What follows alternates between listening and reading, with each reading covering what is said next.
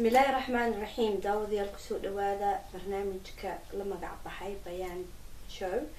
waxaa idin soo gudbin doona anigoo ah Rooda Cali Sheekh. waxaan maanta martaalkan iigu ah laba qof oo Soomaaliyeed oo aad aan nasiib ugu yeelanay inaan interview ka qaadno. waa Ahmed Johari oo ah teacher mentor iyo xaaskiisa Hibo Umar oo iyadana ah macallimad barta gabdhaha iyo dhalinyarada yaryar self confidence lessons. kusoo dhawaada labadiina barnaamijka bayaan joog. ولونا جزاك الله خير وفضل أب وما صدق. ما شاء الله. سؤال يقول رئيس عرب إن نيويتي وحياتها هاي بالوحير نوجا معناه إن مارج كوحة ويهاي إذا كو كفيرين عيدين عتينته. أعوذ بالله السميع العليم من الشيطان الرجيم. بسم الله الرحمن الرحيم. الحمد لله رب العالمين. ثناء لله والصلاة والسلام على سيدنا محمد وعلى آله وصحبه أجمعين. مارجك أما جورك وحويان وح إلهي سبحانه وتعالى وغطى لقلي بالآذنكو إن أي كسي جيران أو تركودو وقصي صعب تفير تودو أي كسي جرتو ساس دراديد جورك وطريق إلهي سبحانه وتعالى جدي وحكسه هرجيدا طريق أن صح أهين أو إسلام الله ماشو بلا قانون بلا حياة بلا دين مركا جورك وحالي هذا سيدا أوكله وقفك أو كجوري يعني كوريجي حالة إلى حالتك وكسو وريجي نلني الرمادي مايا وكسو وريجي سنجل لمادي كل لمادي وحول نقضي حاكل هاي قف لما يسترن بروحه سيدا قعد حديث النبي عليه الصلاة والسلام من تزوج فقد كمل نصف الدين قف جور سداي لما يستري دين تيسي قيد كمله فليتقي الله نصف الآخر. مركا جوركو رونتي وصلنا كونية وحي لهي قوة لدى سبحانه وتعالى إن أيدتكو أي سمايان وحكسو هود جيدة وحالي لهدو وظنوا لها شيها بلا سيدا دوك لان قلبات كأن جومنو إلا إسلام الله أهضو وحقوقي واجباتي واحد أجر مركا جوركا للا عدينتا مركا كفير إنه إلهي سبحانه وتعالى وحي إن فريا إن إسكور سنو إن قرابة لبدا لنا انت يمادان سيد النبي عليه الصلاة والسلام إذا جاءكم من ترضون دينه وخلقه فزوجوه هدي ويدين يمادو ويل رالكتهين دين تيسا هي طبيعة ديسا نقل تيسا وقورية قبل دينا يعني ويلشنا لليهي يا معشر الشباب من استطاع منكم الباء فليتزوج نينك كرو بيلك راشنك provision كريرك وحا لغود الهريرك هكورسدو وحو يهي كوركاسي كي عندها قلابي عورضا وحفظني مركا from religious perspective وحساس ووحي الله سبحانه وتعالى نغو واجبيه أو قصب إني تدخل سمعيان lawful way ويا مركز ها وحا lawful way صحيح girlfriend boyfriend. بالله السميع العليم من الشيطان الرجيم. بسم الله الرحمن الرحيم. الحمد لله إن رنتي هرتوحان روضا كاجم هاد علينا يماتي كان نوت معدين إيو ما دركتي قيمين تعالى قيمين يسيلنا كرامي سن إلهي خير هاي بكسيو جزاك الله خير. إن برنامج كان جور كأي جوركم حوي هذا نصور نقضه جور كرنتي ولا بقف وهشيسي وراليس كان نقطة وسكت مدي وحوين أبوريتانكي آدم هدانو نقلنا أو بلوغي بالآدم تنمذا أو دنبا إنسان كبلوغي سيئة آدم إلهي مركو أبوري كلي مكودين وأود إلهي ما إنه أود سيئو إسكو فلناشا سيئو وحوال بينو سيئو وإسكو نولاد آدم لكن سنه إلهي أقول طلق لنا شدان معها آدم وحال إلهي وأبوري وهلب وسميه وهل شو سمينا حاو أي نقط حاو إلهي ودورت لبا حاو لو مسمي saddex looma sameyn. ilaahay u awooday inuu hal mar saddex siiyo, hal mar inuu laba siiyo, laakiin wehelka ugu fiican waa laba qof weeyaan. labadii qof xaawo ayuu ilaahay wehel uga dhigay aadam. xaawo ilaahay wuxuu ka abuuray feedhii aadam buu ka abuuray. feedhuu ka abuurana feedh waxa weeyaan xikmad ay ku jirto. dadkana waan jecelahay markas inaan xasuusiyo. waxa weeyaan waa feedha qalbiga midigta maaragta bidixda wadnaha dusheeda feeraha wadnaha ilaaliya feedha dhexda ku jirta buu ilaahay ka abuuray xaawo. ma garatay xikmad baa ku jirta. xikmadaas waxay tahay already feedhaasi maxay ilaalinaysaa halbowlihii ugu muhiimsanaa oo aadam lahaa, wadnihiisi iyo qalbigiisi. meeshuu haddii uu ka dhaawacmo uu dhiman lahaa ayay ilaalinaysaa. feedhaasuu ilaahay kasoo saaray. aadam markuu ilaahay feedha ka saariyey waa la yar suuxiyaa la dhahdaa. in yar baa la miyir daboolay lianna muu dareemin xanuunkay leedahay, muu dareemin. wuxuu arkay un xaawo qurux badan oo hor joogta. ma garatay uu ku farxay, uu jeclaaday. hadduu dareemi lahaa baa la yidhi xanuunka ay leedahay uu nici lahaa qofkan, lianna xanuunka isagay kasoo go'day, uu nici lahaa. marka ilaahay xanuunba meesha ma dhex dhigin, iyo pain iyo maaragta dhibba ma dhex dhigin. kolka ugu horreysaba ilaahay muxuu dhex dhigay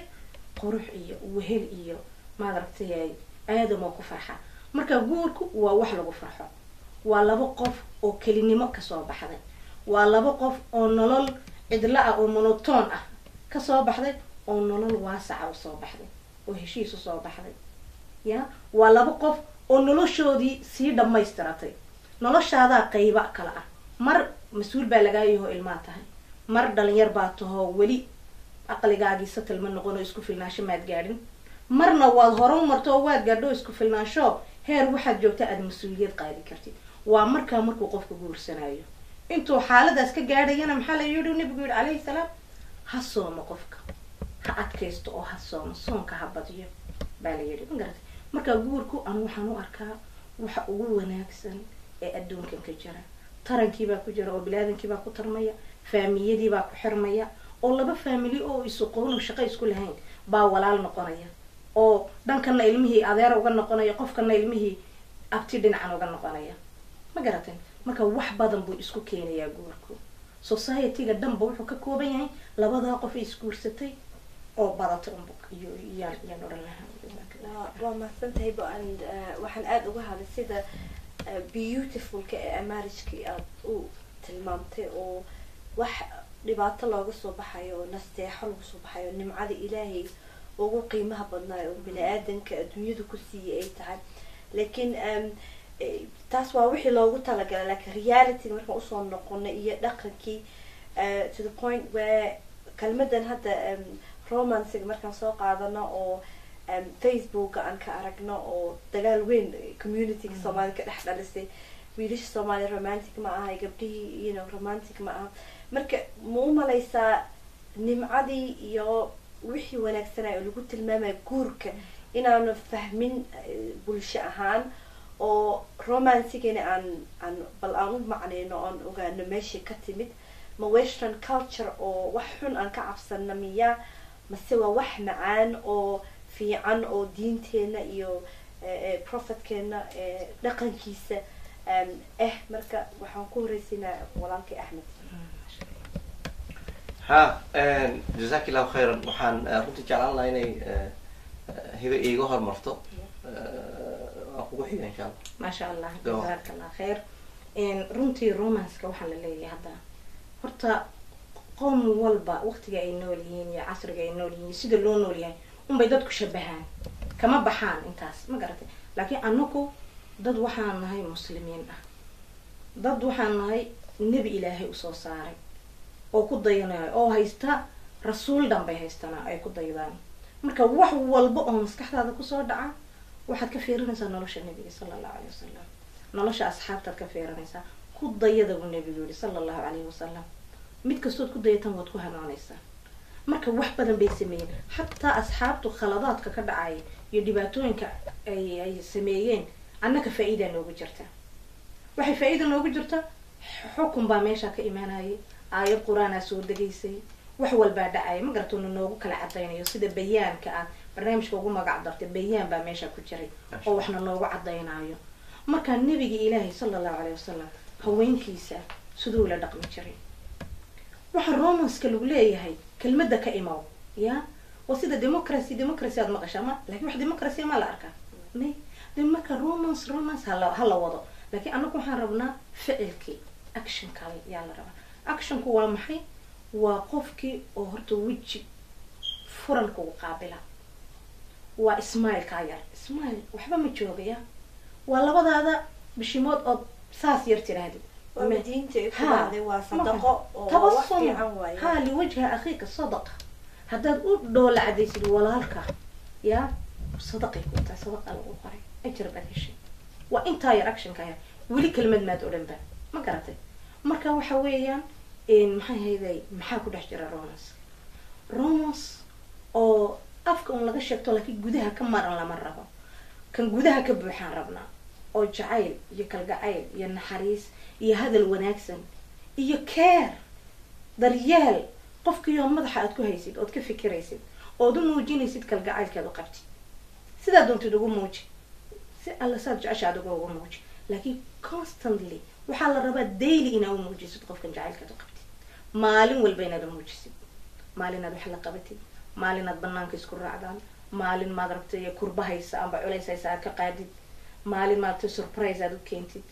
مالين والبا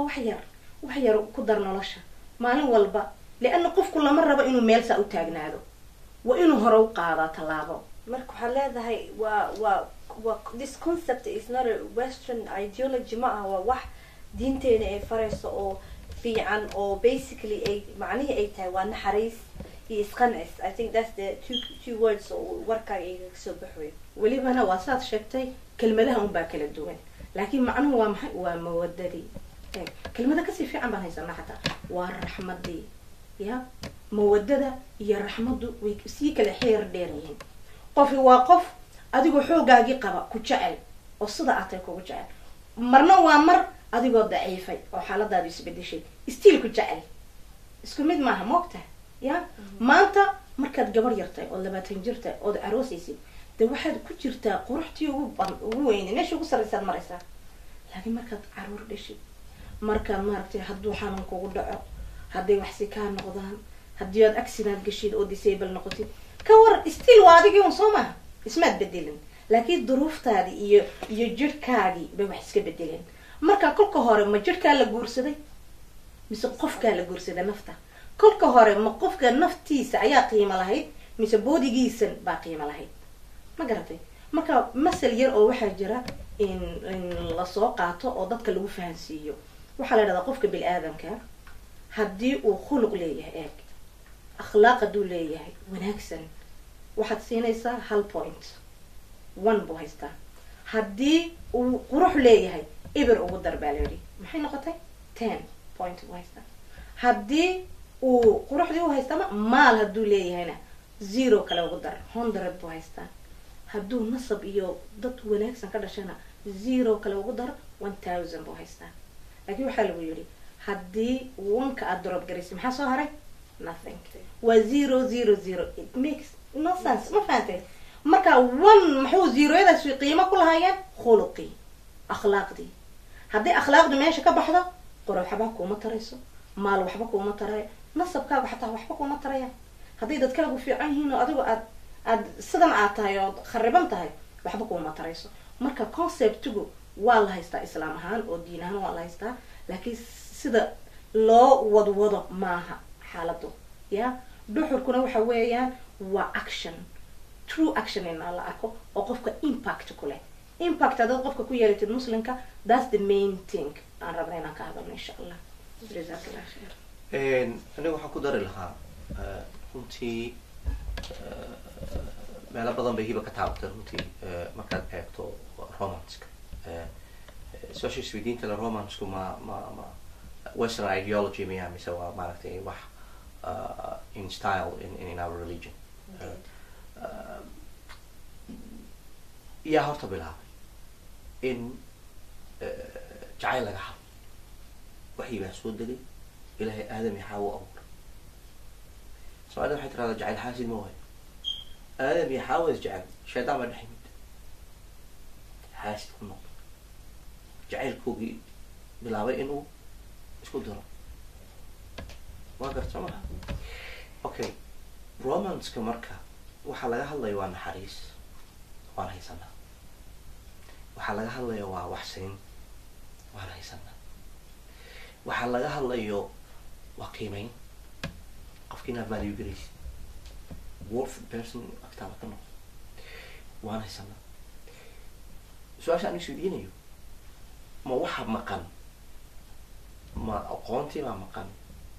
ma conceptigii baa maqan mise waxaa maqan ficilkii wax kasta waan haysanaa laakiin waxaa maqan dabaqaadii ku dhaqankii khuluqay ka hadlaysa hiro baa maqan ku noolaashii waxaan islaamka iyo diintu ay noo sheegtay mayana loo arkay reer galbeedka ilbaxnimo ay iyagu leeyihiin inay tahay okay haddaad u arkay reer galbeedka inay ilbaxnimo leeyihiin maxaa kuu diiday inaad ku dhaqanto oo waxooda fiican inan islaam ahaan waxaa la yidhi alxikmatu daalatu lmu'min waxa xikmada ahee wanaagsan ee fiican mu'minkay ka dhunsan tahay meeshuu ka helay isagaa uga awleysan cid kaloo dhan hade muuqaato ku dhaqmo may qaadatay ku dhaqanto mushkiladu marka ma aha romance la-aan waxa weeyaan practice la-aan marka ma la dhihi karaa in dhaqankii soomaaliga ahay ayaa dadku wuxuu baraya ama dhalinyarada inay naxariis daro iyo competition iyo is-ariiri iyo mataqaana meel oo dadka qaarkood waxay dhahaan guurka waa jeel hadda ka hore ayba waxay dhahdeen shukaansiga wuxuu bilaabaa markii la isguursado dad markii mataqaana habeenka la kala joogo waxay ahayd been kusoo xerogeli runa ku dhaq adiga been kusoo xerogeli lagoysmo ku dhaq because run meesha ma taal if there was honesty waxay kaa dhigaysaa qof fiican wanaag sax marka in lasii bedelo waxa weeyaan rooda fiiri qur-aankeena ilaahay mawaduu ku tilmaamay iyo raxm waxaa la yidhi aayadaha ilahay waxaa kamid a wamin aayaatihi bacda acuudu billahi min shaitan rajim wamin aayaatihi an khalaqa lakum min anfusikum ti ay noo macnaynaysay hiba hadeerto abuuritaanka abuna aadam calayhi salaam laga abuuray xaawo fedhiisa azwaajan haween litaskunuu ilayha wajacala baynakum mawadda waraxma romantic waka jacayl iyo raxmad baa dhexdiina marka jacaylka iyo raxmadda waxaa maaragtay fahma oo garta oo sameeya liqawmin yatafakaruun dad caqli u saaxiib ah dad majority u saaxiib ah dad fahan u saaxiib ah baa samayn kara rasuulka sal alay slam waxaa la weydiiyey saxaabi saxaabada kamid ah wuxuu weydiiyey nabiga wuxuuna jeclaa inuu dabcan isaga tilmaamo mugtahay nabiga ilahi ayaa dadka ugu jecesha eg waa in public saxaabada lasla jooga rag baa lala joogaa yaad ugu jecesha caashaan jeclay waa xaaskiisiya caashaan jeclay ha markaasuu yihi maya raggaan ka wada aabaheed baa jeclay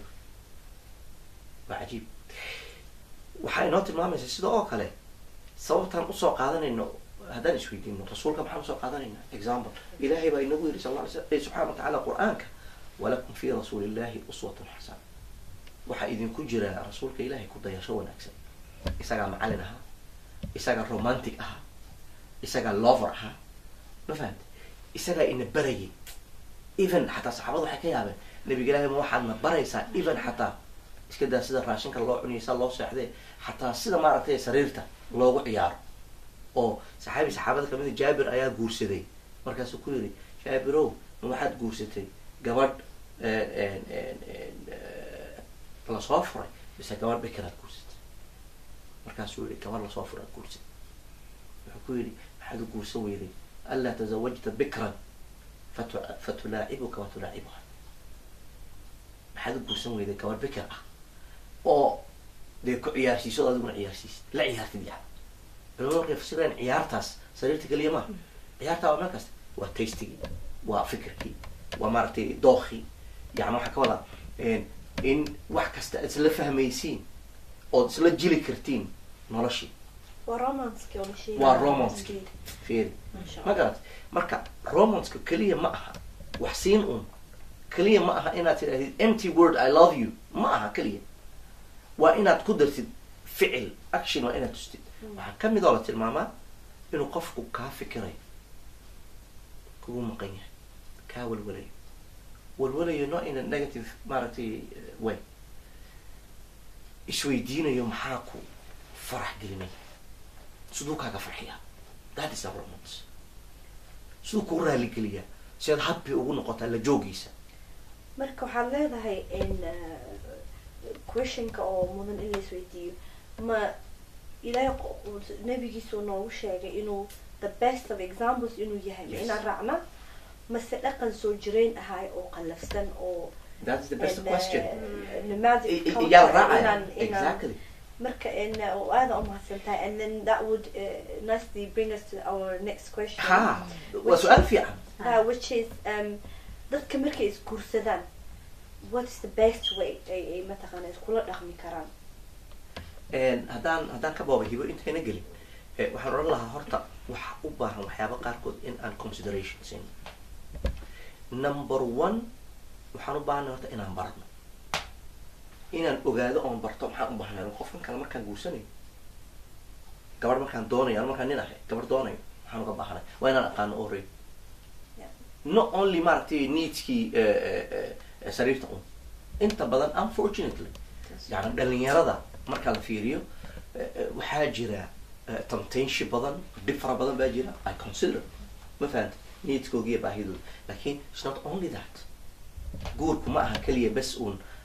sexual fulfillment in laga fikro waa wax ka badan waa inaan barto markaa qofkan maxaan uga baahanay second sideen ula noolaan doonaa qof totally iga duwan consideration waa inuu jiro my upbringing tarbiyadadu se see laisoo koriyay familigaan kasoo dhex baxay say ahay aabaya hooyaday say u noolaayeen miyay isfureen mise way wada noolaayeen hadday wada noolaayeen say iskula hadli jireen how was their maxaa ku raday communication interaction absolutely aniga markaa wiil ahay waxaa example i aabahay oon eeganaya oon daawanaya because wiil baan ahay aabahayna waa nin waxaa isleeyahay britol sida aabaha noqo gabadha sida oo kale hooyadeed bay eeganaysaa laakiin markaan wiil ahay waxyaaba badan oo dhaqankeenu dadkeenu ay ka boodaan baa jira wiilku hooyadii u eega laba siyaabood ba u eegaa wuxuu u eegaa ha dhowto hooyadii iyo walaashii u eegaa hooyadii iyo walaashii u eegaa ha dhowto gabadha aad guursan doonto sida hooyada iyo walaasha miyay noqon doonaan hadday positive yihiin he wishes in uu helo gabadh hooyadii iyo walaashii oo kale ah ma fahamta wa hadday positive yihiin ay fiican yihiin hadday negative yihiin ka cawdi bilaysanaya mindkiisa waxaa ku jira may hooyo oo kale islaam kulul way dagaal badan tahay aabay khaati billahi ka dhigtay mid ka fiican oo ka duwan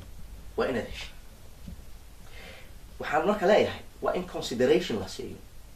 guriga ay dhalintani kasoo baxayaan ama labada qof ay isguursanaya kasoo baxeen third point aan sheegaya waxa weyaan regionka soomaali ahaan xataa aan ka imanay back home markaad egto from Djibouti Ethiopia soomaaliyada weyn Kenya okay soomaaliya laftigeeda baa koonfur iyo waqooyi iyo bariya maxaan ku raday gobolada dhexe so dadka waxaa leedahay way kala dabeecado iyo dhaqan iyo bedelan yihiin exactly kala bedelan yihiin yani for instance maalin aan telephone aan speech ku sameynayay ama teleconference waxaan u sheegay dadka in gobolada laga kala yimiday jacaylka waxa la yidhaahdo dhukashada waxa la yidhaahdo waxa la yidhahdo maxaan ku raday touching istaabashada inay ku kala aragti duwan yihiin qof inuu arkaba disgusting inuu yahay waxaad ka sheekeynaysa ceeb yani wax fool xun oo ninka weyn yaa ilaah yaqaano naga aamusiyo mid oran midina ku enjoy garaynaya wow this is amazing so waxaa leedahay beautiful bulaya mid mugta aragtidiya kala duwan oo dadkii meesha ku aragtidii iyo practically aragtidii iyo ku dhaqankii way kala duwan marka malika marka qofkan gurigan goonida ku soo qoray ama gobolkaas nooc kale ku soo qoray oo dhaqanka duwan looga dhaqmo markuu isaga reer noqdo expectationkiiaba completely different yep iyo another thing oo badanaa umalaysin dhibaato keenayso in wiilasha markii la korinayo aan loo korinin sababtan way baa loo koriyaa asiga leader noqon karno reer mas-uulka noqon karno laakiin nin mataqaanaa mayac laga badiyo wax kasta loo sameeyo gabadha walaashiis laga hormarsiiyo iyada dhibka dhan ay asiga naftiisa mas-uul ay ka aad hadhood markuu guriga tago he expects his wife inay asi mas-uul ka noqoto oo wax kasta loo sameeyo so guriga markuu tagtay he's already offended dambiyaa laga gala wiilka waa lala gooyey taasana qaadanaya qolada lala gooyey waxaa la rabaa waxa weeyaan inaan horta lala gooyin oo runta bilowgaba runta loo sheego ya waxa weeyaan guurku mas-uuliyadda yaa la saaray wiilashaa la saaray mas-uuliyadda ilahay mas-uul raggu ka dhigay in furitaanka yaa bixinaya wiilashaa bixinaya so mas-uuliyad weyn baa saaran qofka bilaadanka reer dhan oo dhisan buu one morning intuu saro kaco waan kala tegnay odhan karaa saasuu ku baaba-ayaa ma garatay mas-uuliyad culus baa saaran waa in loo diyaariyaa soo maa mas-uuliyaddaas waa in loo diyaariyaa tan kale guurku muxuu yahay guurku waxa weeyaan in madaragtay guursashada baahida loo guursanayo su-aashaadii hore baahida loo guursanayo horta waaba khaladba waxa la fahansan yahay ya waan kaa helay waan ku jeclaaday just xaaraanti un baa laga baqay un keliya oo haddana beentii kusoo xerogelinoya I think he just wants inuu gabadha hal mar gacan ku dhigo waa sidaas markuu gacan ku dhigana isagiiba maaha ma fahantay marka waxa weeyaan in raggu weakness badan bay qabaan weaknesska badan ay qabaan gabdhaha buuxiyo daboola oo astura marka waa inaan ninka loo sheegaa weak baa tahay you need qofku astura you need qofku helbegareeya you need qofku keergareeya you need someone ma fahantay qof baad u baahan tahay marka adigu wax qaali markaad heshid maku dheelaysid qof garanaya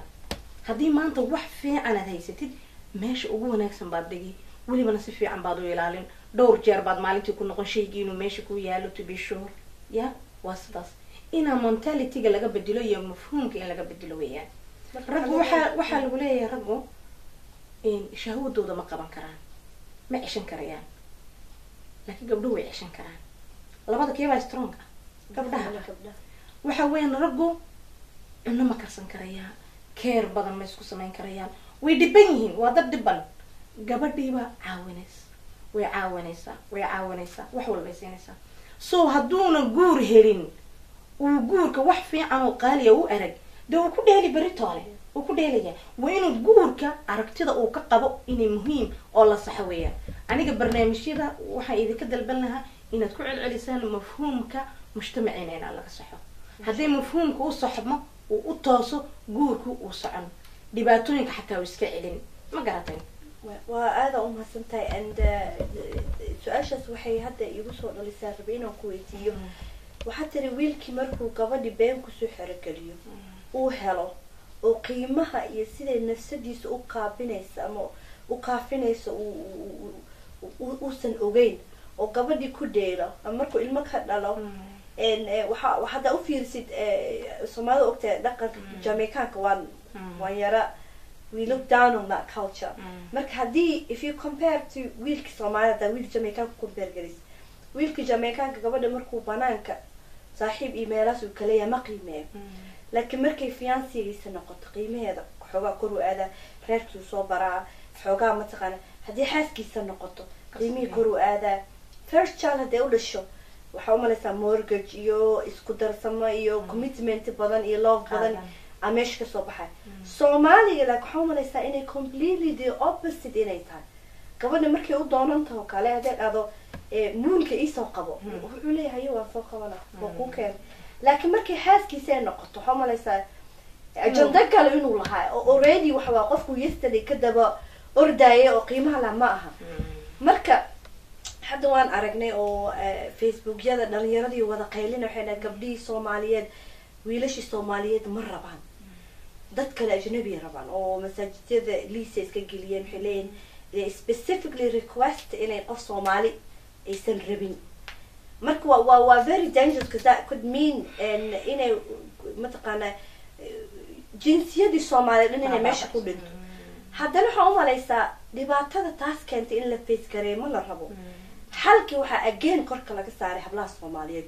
oo laleeyahay idinkaa xun oo dad islaameed doontay laakiin qofka hadduu muslim la yahay xaqay u leedahay qofka rabta inay ka guursato marka soomaha inay wiilasha wanaajiskoodii iyo dib isku qaybashadooda hadda inay bilaabaan si gabdhahan meel kale aysan u aadin horta barnaamijkaas waxa weeyaan iyo waxaas way socdaan oo ingiriiska waad aragteen gabdho badan baa dad ajaanib a caroosaya laakiin wiila soomaaliyeedna ajaanib way caroosaan laakiin xisaabta iyaga kuma jirto ma garatay gabdhaha ka badan baa la yidhahdaa maadaamay gabdhuhu ka badan yihiin maxaa keenay shay kastaba sabab buu leeyahay without sabab gabadhani ma iska tagteen mar walba haddii la su-aalo waxay ka jeceshahay qofka soomaaliga ee kula jinsi ah ayay ka jeceshahay qofka kale laakiin waxyaalo qaarkood baa dhibay oo ka hor yimiday markaas waxa ay rabtana laga yaabaa inay meeshan kale waad ka heli ee isleedahay ma garatay marka haddaad aragtid qof wanaagsan oo qof kale oo wanaagsan oo dadkan way wanaagsan yihiin badan image baad ka qaadanaysaa waad rabtaa part of them inaad noqotid ya marka laakiin wanaaga wiilasha soomaaliyeed ay qabaan inay muujiyaan weeyaan inay soo saaraan inuu mujtamacu soo saaraa la rabaa wiilasha inay soo saaraan sidee lagu soo saaray wiilasha waxaa lagu soo saaray tarbiyo wanaagsan in la siiyo il mas-uuliyaddu waxay tahay la baro annaka jamaaikaana agteena ma soo mareen cid kalena wax kuma darsaneen wiilasheenu hadday hooyooyinka dhalay welibana waxaan waa circle moogtahay saasay iskugu xiran tahay wiilkiibaad odhan muxuu qaldan yahay wiilku wuxuu qaldan yahay waa tarbiyadii hooyadii aabihii baa sameeyey wiilkanoo soo saaray oo mujtamaca kusoo daray waxaad kuugu filan baa lagu yidhi dembi inaad mujtamaca kusoo dartid dad aan prepare ah dad aan ready ahayn dad aan ummadda mujtamaca wax fiicana kusoo ziyadinayn ya khayrna waxaad ku helaysaa by simply adding to the society 2 ilmood dhashay 3 ilmood dhasho wanaagsan oo runta sheegaya oo dadka si fiican ula dhaqmaya marka hooyooyinka iyo gabdhaha iyo aabayaasha waxaan dhihi lahaa wiilasha awoodda saaraan wiilasha haba yaraatay keer lama geliyo lama hadlo lama tarbiyeeyo lama soo fadhiisiyo looma sheego maxaa soo socda haad life inay soo socoto ma oga ya wax walba wiilku markuu 18 gaaro 19 gaaro even familigiisa ma family uu ka dhasho mas'uul ka yahay hadduu aabihii geeriyoodo hooyadiiba mas'uul ka yahay walaalihiiba mas'uul ka yahay maskiinku waxa weeyaan naxam hawl culus baa sugaysa naxam waa qof jar laga tuuray qof aan la soo diyaarin oo mas'uuliyadii lagu sii dhexdaayay muxuu ka yeelay wuxuu ka yeeli lahaa waa waxaan arkayna maanta gabdhaha Soomaaliyeed anu waxaan idhaahdaa horta ha ka fiirsadaan way qofku at the end of the day isaga choice kale 10 jeer mujtamacaaga iyo society-ga ka dhalatay ay dhibi jirto haddana ma aha inaad u carartid qof ajaanib ah way ajaanibku muxuu sameyn waxa weeyaan waxaagii oo dhan buu la tagayaa خلاص waa qof tagaa tahay wayna consequence-ka dambe la fiiriyaa raaxada nagu horreysay kelmadda nagu horreysay wanaagsan ma aha u noloshu long life baa jirto oo labada qof ay share gareynayaan calafkuna meeshiisu yaala laakiin anigu wiilasha Soomaaliyeed baan markasta u soo noqonaya wiilasha Soomaaliyeed markaan arko xaaladda ku jiraan wallahi waa disaster waa nacam rajad way yartay aad bay u yartay welibana wiilkii qalqaali noqdo hore baa loogu dhisaa madaxda ya waxa la rabaa inuu ku dago guur muxuu ku dagay gabadhaas miskiinta ee marka nolosheedii laga baabiiyey oo shal waxa la inay reerkeedii joogto iyada nafteeda isku taraysay oo reerkeeda ku taraysay nin xuna guriga loo soo geliyay marka waxa la rabaa every problem even ilmaha beri dhalan doona iyada inay xaliso marka society waxa inay isku istaajiyaan sidii wiila leaders ma la dhahayo dadkan waa dad xun laakiin tarbiyada iyo koriskiya ka halaabo waxaan isleeyahay anigu runtii malaha way fiicnaan lahayd in la dheeli karo dhinacaas wiilkani iskama samaysmin siday runtii sida hiba sheegtay guriga ka soo baxa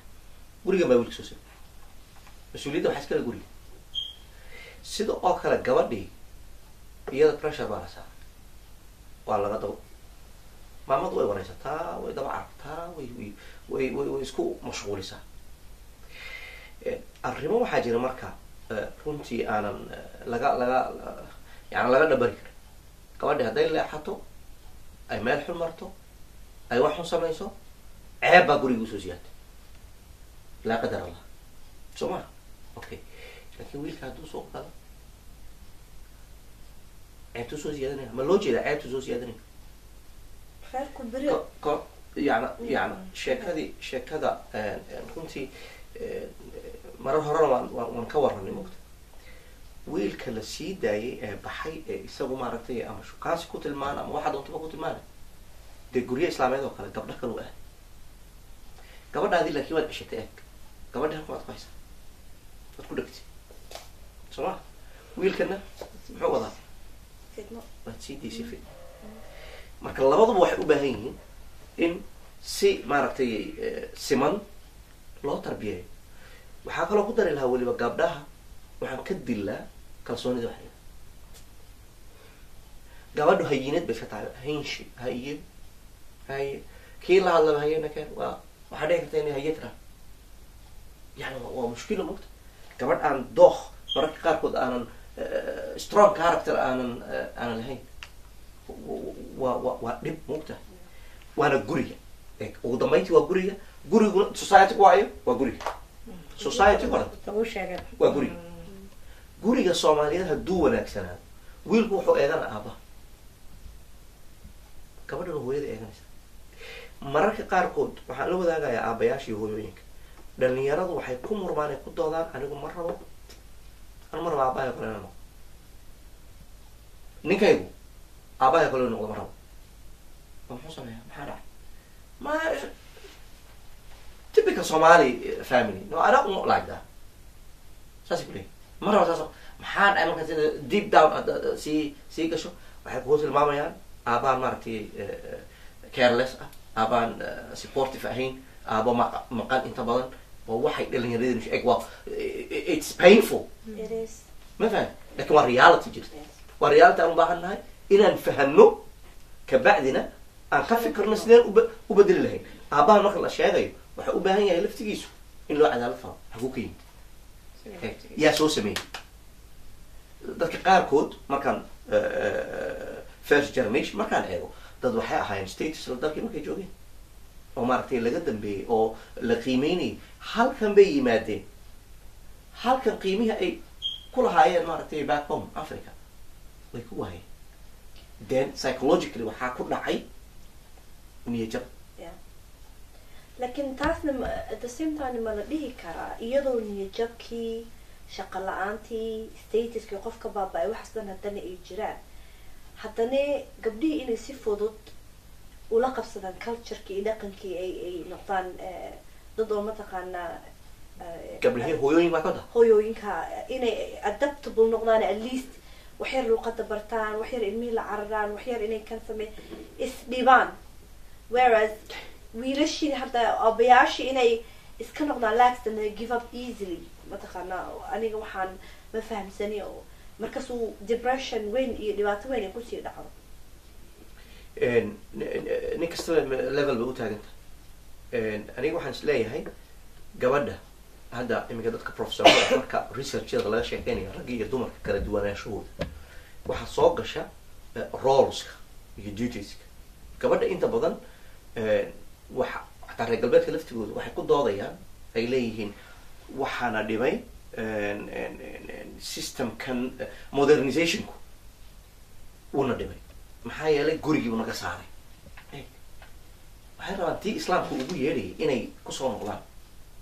waxay leeyihiin ragga professorada wax ka qora fieldigan familyga gabadhu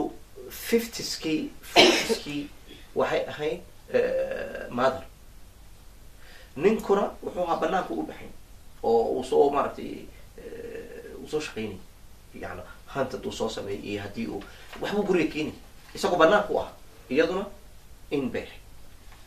laakiin modernizationka nagu dhacay iyo dhibka society ku dhacay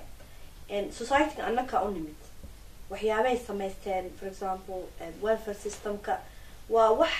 loogu talagalo dadkooday u samaysteen hadduu qofka dhib dhaco shaqo la-aan ama jiro ama something inta dhibaatada ku haysato in lagu qofka mataqaana naftiisa lagu caawiyo si uusan dhibaatada usii badnaanin homeless iyo tuugo iyo dhibaato kale aysan usii dhicin it's like a safety net annaka marka haddaan safety netkii annaka u nimid oo lifestyle aan ka dhiganay it has nothing to do with modernization waxaa soo lama dhigi karo in fact gaaladiyaaba waxa ku dhaqmaysa sidii muslimiinta oo aabihi intuu baxo reerkiisa usoo shaqeeyo oo biishto aabiyaalada waxaa jiraan ingiriiska oo wada ognahay waan aragnaa maalin kasta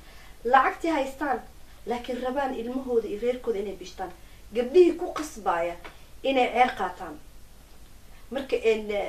opposite-kana way jiraan rood way jiraan laakiin ma badna hadduu jirane waxaa la dhihi karaa liaderka ninkia mar kastana marna waa inuu taf ahaadaa oo markay gabadha hooyada ay qaladaad gashto decisionka adkaay oo iyada ku xakameyn laha u qaataa marna inuu very kind u ahaadaa uu mataqaanaa waxyaabo badan so ani laba koleyba isagaan eedeyna okay rooda waxaa jirto ninka shalay states buu lahaa africa markii la joogo halkan waxaad moodaa in la yidhi labadiina waxaad isku tihiin cadow isdagaala yana kineebaa reerka u haray yani ba ninka kale ha iska dhiciyo maxaa keena ha iska dhiciyo waxyaaba badan baa la tiriyaa waxaa kamid a marka factorka ugu weyn financeka iyo leadershipnimada decision making waa big factor oo one of the maaragtay fight causes weyn dagaalka waxyaaba dhaqaalaha kamid a oo aan odhan karo dhaqaalihii marka maxaa hadda soo galay isfahan la-aan labadii inaan la isfahmin mentalitygii gabadhu sibay wax u arkaysaa u fikiraysa ninkana siba ufikiraya ninka waxaa laga yaabaa ninkan aan sheegano horta aan kala saarno ninima nin halkan ku koray ma mise waa ninka yimid soomaaliya way kala duwan yihin mugta ninka soomaaliya kusoo koray ee ka yimid ee reer ku lahaaya halkan maanta odayga ah totally different mentality buu leeyahy waxa sida oo kale aan ka yaraysan ninka halkan ku koray ee arkaya ninkan odaygan exactly role modelku uu yahay isagana nafsu shay dhibtii unbaa haysata ta modernizationka aniga ka hadlaya waxa weyaan gabadhu marka ay shaqa tagto ay guriga kusoo laabato waxaa dhaca waxa la yidhahdo paradigm shift gurigay soo gali already waxay arkaysaa ilmihii baahidoodii odaygii laftigiisi ilmu ku jiraa markaa mugta baahidiisii caringkii ma fadhiisanayso whereas ninku muxuu sameeyaa sidaan habeenkii dhaweyd london seminaarkan sheegaynay guriga oo soo galaa wuxuu bahay markuu shaqada banaan ka yimaado labadooda way wada yimaadeen mugta iyada toos jikada u galay caringkiibay markiiba eeg waxaa dhacay automatic maaragtay shift iyadoo caringkii markiiba ka fikray isaguna wuxuu ka fikray relax horta get relax nafis ha kuu dambeeyaa wax dambe la qaban doono kala duwanaanshahaas lama fahmo isku dhac buu keenaa waxaan rabaa inaan halkaa uga galo tii aan lahayn wiilasha hadda koraya hala baro waxaa badatay dhalinyaro la isku dhiso guryo la dhiso wiilkii gabadh buu rabaa gabadhii inay guursatay rabtaa lama soo sheekaysa waan sheegnay lama soo diyaarin waan sheegnay waa la isku keenay laba aan diyaarsanayn sheekooyinka waxaa kamid aan isla soo qaadnay qof license loo soo baray baabuurka waa loo soo baray teoria okay license waa la siiyey licenceka marka waxaan ka dhigayaa guurkii yaa baabuurkii u wadaya marka yaa gurigii u maareynaya aswaa isweydiin labaduu ma yaqaanaan labaduu ma yaqaanaan walaa raashin ay karsadaan walaa communication walaa differences walaa maxaa ku dhahday responsibility intay la eg tahay wixii la isku lahaa waxaa kaloo laga boodaa saaxiibka influenceka u leeyahy iyadoo saaxiibbay lahayd isagu saaxiib buu lahaa ma garanaysaa waxaa kaloo jira family in law waxaaba jiraba hadda oo mushkilo badan dhalinyaro badan ay ii sheegeen gabadha familigeeda adaa anma gabadha familigeeda guursa mise gabadh baa guursa horta gabadhi waxay leedahay yaa wiilkan hooyadii yaa ilaah yaqaano iga waa dhibaato aad iyo aada u weyn oo soomaalidii reerihii burburisay marka taasna waxaa loo baahan yahay in again wacyigelinta oo dadkii loo sheego loo dhan war cunugaaga waa soo koris from now on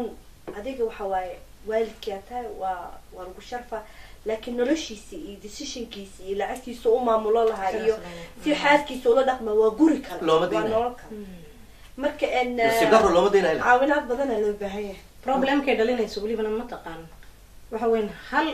wixii waa laba family labada qofba team baa ka dambeeya nin kastaba teamkiisu haystaa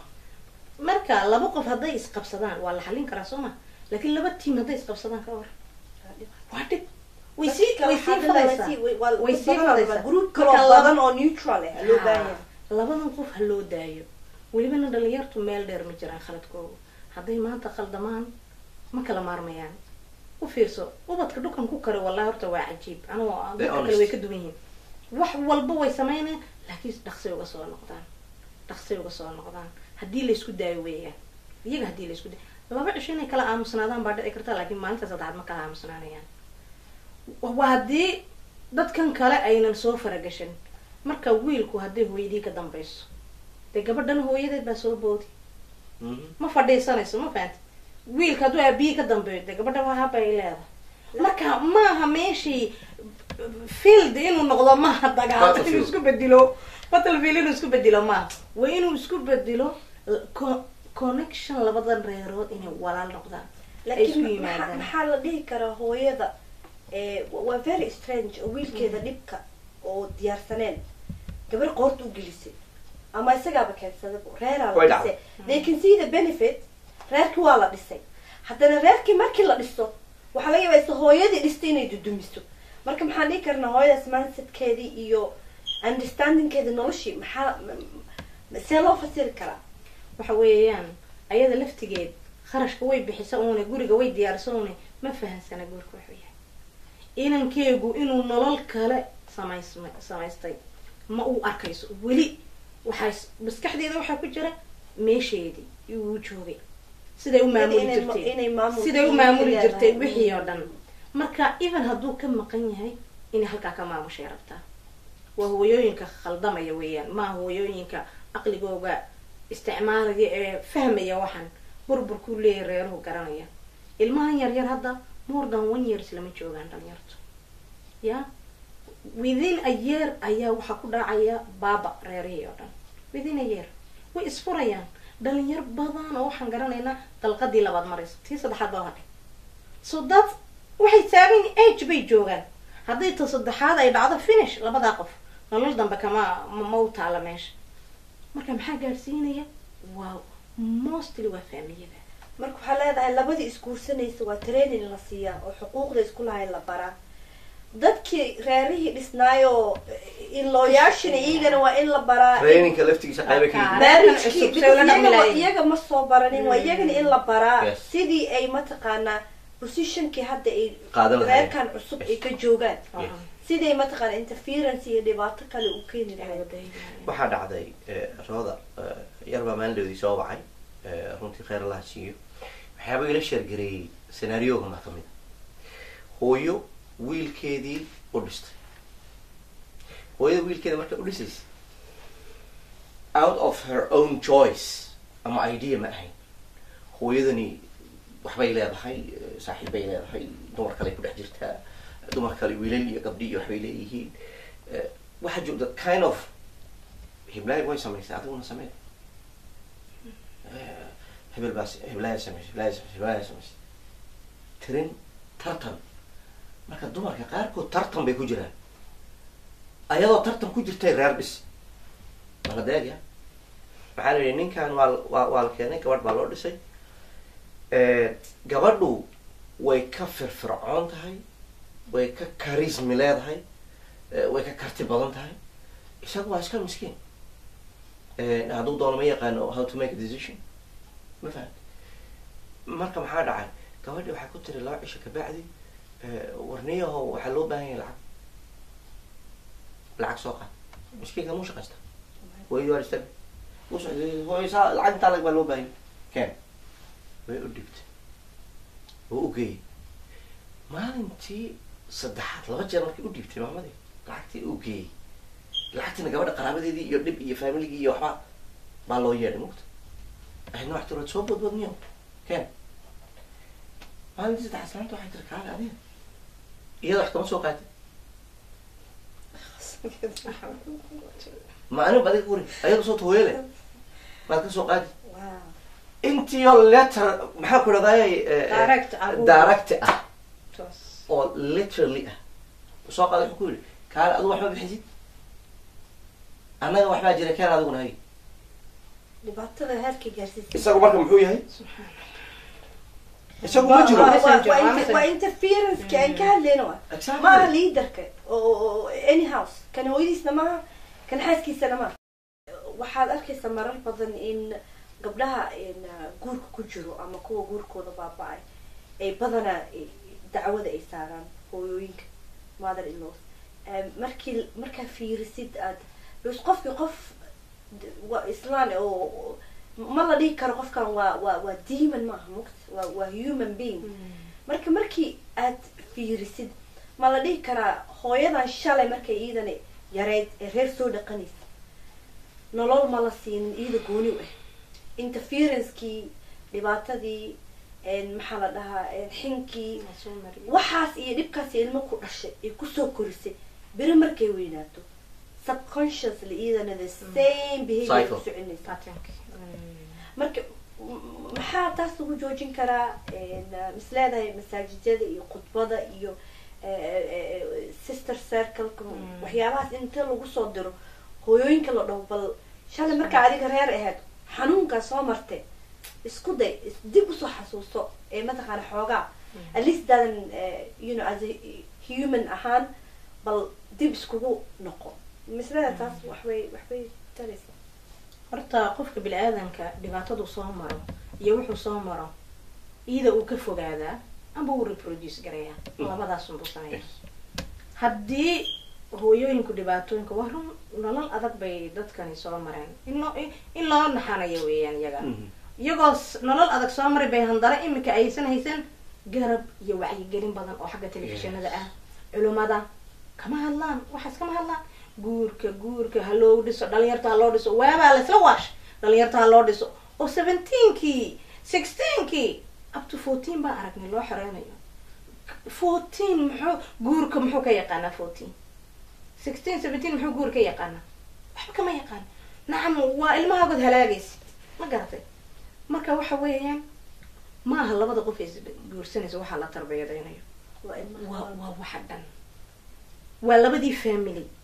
mujtamaca waa inaa meesha uu ka liito la abaaraa weeyaan oo laga hadlo masaajidu khudbadahooga inay kusoo darsadaan jimco walba ay ka hadlaan hooyooyinka dhibaatooyinka ay sameynayaan aabayaashu dhibaatooyinka ay ku hayaan familiyada gabadheeda reerkeeda dhisaysa wiilkeeda reerkiis burburinaya gabadhii walaasha sisterka iloo ahayd waxay rabtaa reerkeeda inuu dhismuu jiro oo mataqaana bash iyo barwaaqo kii walaalkeedna uu burburinay marka waxaa u malaysaa annakii inaan saas layskaga dawareegayo waa runoo dhibaatadaas ma aragtay gabadh markaad lagaa guursado badanka hooyooyinka waxay ku dadaalaan gabadha inay gurigeeda joogto sabir cesho dhaaf maanta dhaaf dhibaatada hadday soo qaylidaba gabadhii wax badan bay u sabraan waa double standard soo maha ilmihii wiilka ahaa ee dhashana waxa weeyaan masaasaa lagu jiri way ag boodaysaa garat iyadaa jawaabaysa aqli gal maaha marka waxa weeyaan inay u naxdaa la rabaa wiilka inaa wiilkan gabadhuu qabo waa gabadheedii oo kale baaba ilmaha yeeyada u ahayd yaa baaba-ayo so dhibka meel waa normally waxay ahayd qofka ugu naxariis badan ee adduunka ku nool inay noqoto laakiin shaydaankii baa meesha jira jahligii baa meesha jira wacyi la-aantii baa meesha jira weaknesskii baa meesha jira societyga nus iska khariban oo sidan u dhaqmaya jira all these factors marka laysku keeno muxuu dhali de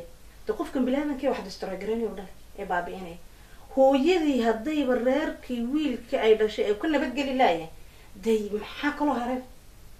wax kale oo meesha hooyadaas u yaallo oo wanaaga ma jirto marka waxaan odhan lahaa anaan kusoo koobi lahaa wacyigelin badan wax badan masaajido ka hadlaan wallahi masaajidu waxay ku mashquulsan yihiin lama yaqaan waa run intaa way qaylinayaan laakiin culimmadu si faira ugama hadlaan topicyadan fairness inay ku daraan baa la rabaa inay si fiican uga hadlaan baa la rabaa inay diyaariyaan inay ku booriyaan ay ku waaniyaan dhalinyarta inay shahaadooyin soo qaataan guurka u macneynaya waxay tahay koorsooyin soo qaataan booyinkii haddana umalaysa in loo sameeyey tailor made for only women inaa raali ahaat inaa saan ahaat inaa kan ahaat what about the leaderka inaa iloobasa qofkii mas-uulka ahaay waxa weeyaan sheekh maalin tafsiir sameynayay oo xadiiska tafsiirayay waxa weeyaan caaisha radiyallahu anha markay nabiga raacayso waxaa looga dhisi jiray awrka dushiisa aqal yar teendhadaa yar magac bay leedahay laakiin af soomaali magac male markuu turjumayay kelmad buu u waayay uu ku yidhaahdo teendhadaa yar ku sheego